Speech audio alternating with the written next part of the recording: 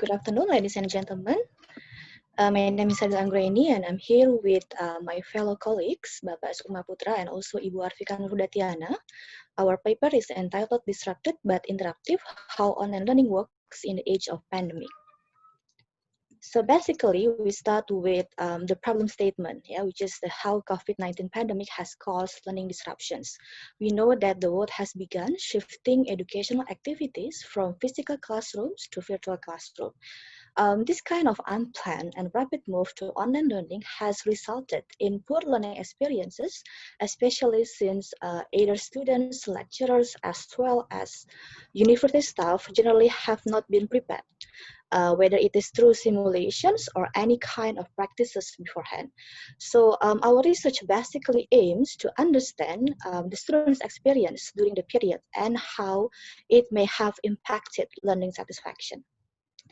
So we propose this model. Basically, there are six independent variables, and we posit that these six independent variables has positive influence towards learning satisfactions. Yeah, so those independent variables are learner characteristics, instructor characteristics, course suitability, interactivity, technological factors, and supporting factors. So basically, the first two variables are the characteristics that are inherent in both the learners as well as the instructors. Yeah. So in this context, the characteristics of the students as well as the lecturers. And then course suitability refers to whether the courses are suitable or not to be delivered in the online context. And then interactivity refers to the activity, basically the interaction that happens in the online context. And then technological factors as well as supporting factors refers to both facilities, any kind of supports that may actually help to improve the quality of the online learning, and how these six variables may have positive influence on learning satisfactions. So basically, the respondent profiles are the students, both undergraduates and master degree students who have experienced the first 4 weeks in a face-to-face classroom settings. And then because of this pandemic, then they had to shift to the virtual settings or online settings.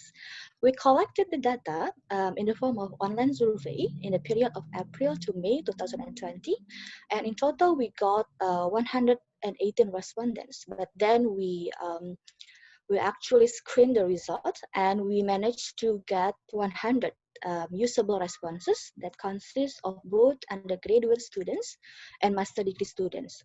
And then the data was analyzed using PLSM software. So the results look like this. From this p-value, we can see that only two variables actually have positive, significant impact on learning satisfaction. So those two variables are course suitability and interactivity.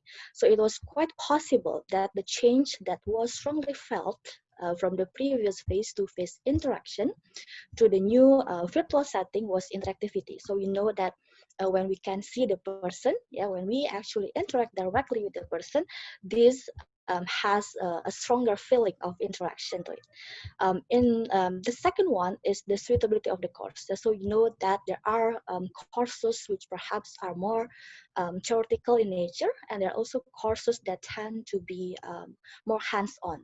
So that may require more face-to-face interaction, and this may lessen as well the learning satisfaction if, let's say, the courses are deemed to be less suitable to be delivered online. However, the learner characteristics and instructor characteristic did not change much. So because we know that the students and the lecturers may not be fully prepared when it comes to shifting to the online learning, therefore the change may not be very evident. So what will be our conclusion and recommendations? So in order to make sure that the interactivity is there, we need to make sure that there are activities that may encourage interaction, whether it is between students or between the student and the instructors.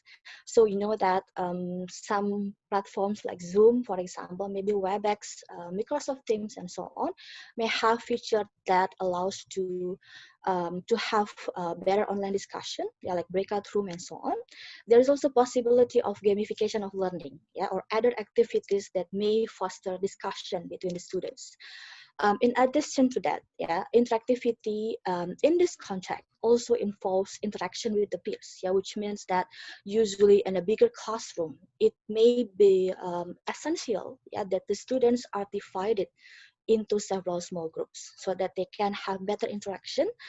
Those who may feel less comfortable when they have to interact in a bigger group can actually voice their opinions better, yeah, when they are placed in smaller groups contexts. Last but not least is that the universities or the educational institution in this context will need to carefully consider the courses that can be delivered online. Yeah, in some cases, some courses may not be fully suitable to be delivered in full online mode. So there may be some uh, perhaps some helps, yeah, in addition to delivering the online courses, delivering the online lectures, for example, that there may be additional means such as software, yeah, that perhaps may facilitate learning through simulation, yeah, maybe learning by doing and so on, that can improve the overall students' learning satisfaction. That's all from us. Thank you very